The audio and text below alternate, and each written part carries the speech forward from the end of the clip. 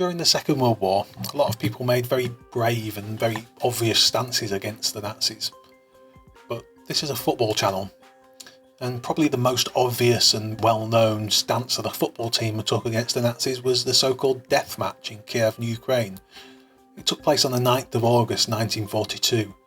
It was a match between the Kiev Factory Workers 11, known as FC Start locally. They consisted mostly of former professional players from Lokomotiv Kiev and Dynamo Kiev, all of whom were forced to give up football in order to work in Nazi-run bread factories, and they were playing against a German team called Flakelf. The legend goes that the locals were 3-1 up at half-time and were warned by a German officer in the dressing room that there might be a possible vengeful outcome if they were to embarrass their oppressors. However, they went on to win the game 5-3, all whilst the crowd chanted anti-Nazi slogans. As Football Paradise says in their article, FC Start and the Legend of the Death Match, we don't actually know if the story of the Nazi-defying crowd was true, or if the stories of reprisals against the winning team are true. Many people suffered under Nazi rule for many reasons, and although lots of players didn't survive until the end of the war, we don't really know the reasons behind that. We do know that the match happened, and we know that Germany ultimately banned international football games as they were constantly being defeated, and it was damaging to morale and embarrassing on the international stage. The story of the death match inspired the movie Escape to Victory with Pele and Sylvester Stallone. But I want to talk about something a bit closer to home for me in the UK, and something that's actually less well known. The story takes place in the summer of 1938. By this point, the Nazis were already well established in office, and Hitler had already shown his tendency for world domination. He had already declared his desire to conquer Czechoslovakia by military force, and he'd already annexed Austria. Although the war wouldn't happen for another year, many in Europe believed it to be an inevitability. The horrors of the Holocaust had not yet begun. However, anti-Semitism was rife in Germany at the time. The Nuremberg synagogue had been burnt to the ground just days before English clubs arrived for a pre-season tour of the country. But why would English clubs perform a pre-season tour in Nazi Germany? Well, in 1935 the British government authorised a policy called appeasement. As mentioned before, tensions were high after Germany's recent territorial threats, and so Prime Minister Neville Chamberlain encouraged the policy to try and find common ground with the Nazis and ignore some of their more problematic opinions in the interest of avoiding another world war. As such, the British government had encouraged British sporting endeavours in Nazi Germany. Sport, they thought, is the great healer, and if nothing else, it's a great way to mend international relations. The Nazis were happy to oblige. The idea of sports washing is not a modern concept. The Nazis used the Olympics as a way to promote the virtues of their new regime. Chamberlain authorised English football teams to play against German teams because he believed the best way to oppose the Nazi idea of racial purity was to see their team beaten by players from another nation. He also urged the English teams, as part of his idea, to respect their German hosts, to not mind the swastikas adorning the stadium, and to give the Nazi salute whenever asked to by their host. Players weren't happy about this. They complained to the FA, but the FA were told by their government it would only take a spark to set the whole of Europe alight.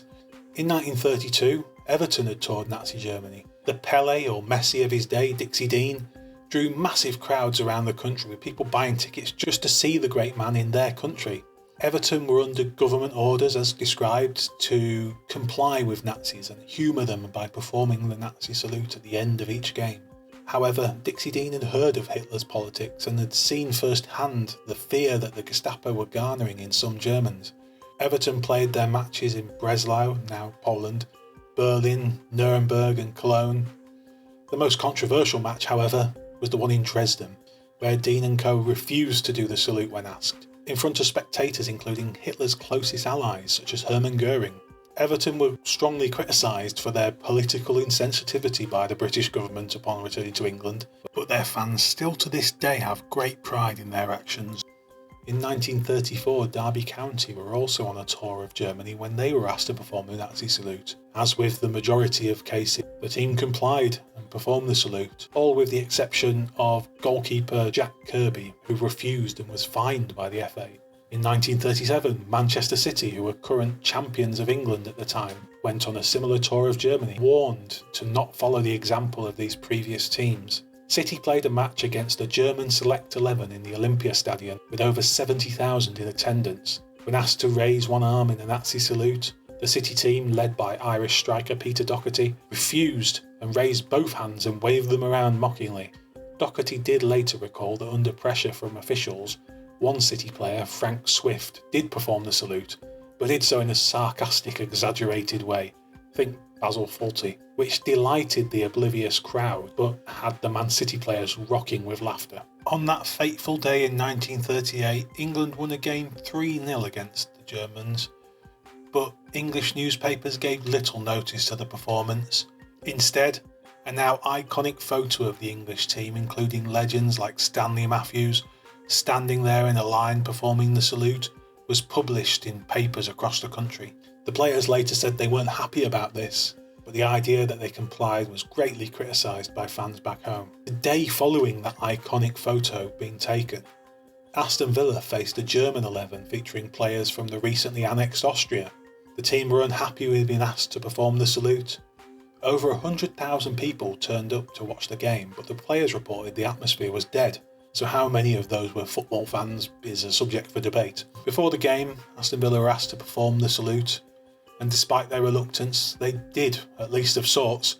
They gave a sort of limp-armed salute. The players later said they wanted to make it as clear as possible that they did not want to do this. The half-heartedness of the salute was not seen as a sign of respect by the fans. Already disgruntled, the crowd were infuriated by Villa's use of an offside trap during the game, a tactic which was not commonly used in Germany at the time and was considered cheating.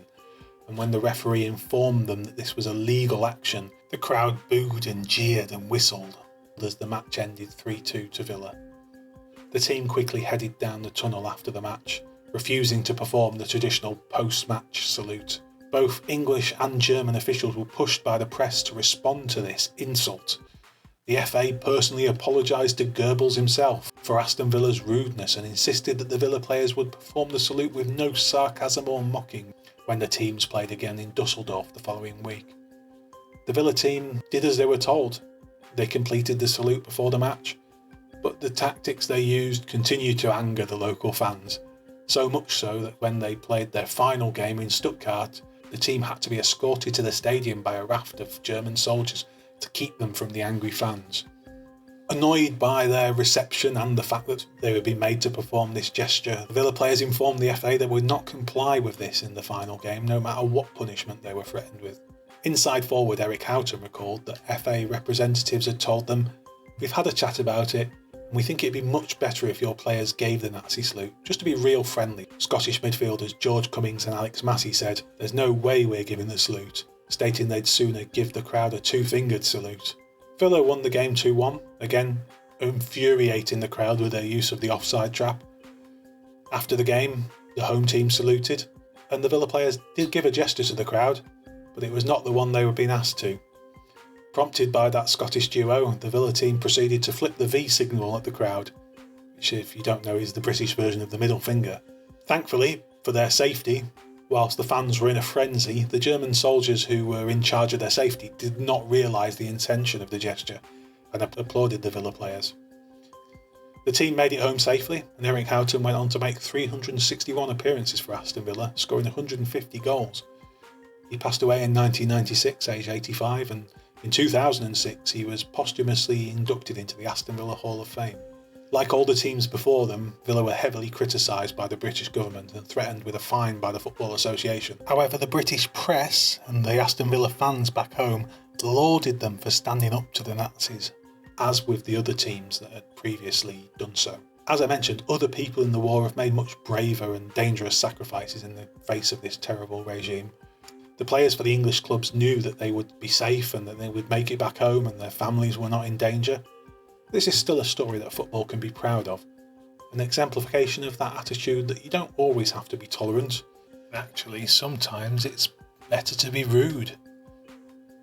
Thank you for watching this video. If you've stuck along this far, it means you've at least been somewhat interested in this, and I appreciate that. This is my first ever time making a video on YouTube, and I appreciate that this is definitely not the most polished video you will see, and I appreciate you listening to this. I have some other ideas for some other videos that I could make in the future, But first of all, I want to make sure that people don't completely hate this, and so I'll wait to make sure that there's not an incredibly negative reaction before continuing. If you did enjoy this video, please let me know. Please drop a comment, drop a like, and subscribe if you really do like the video. That would be lovely. And I'll be back hopefully with another video.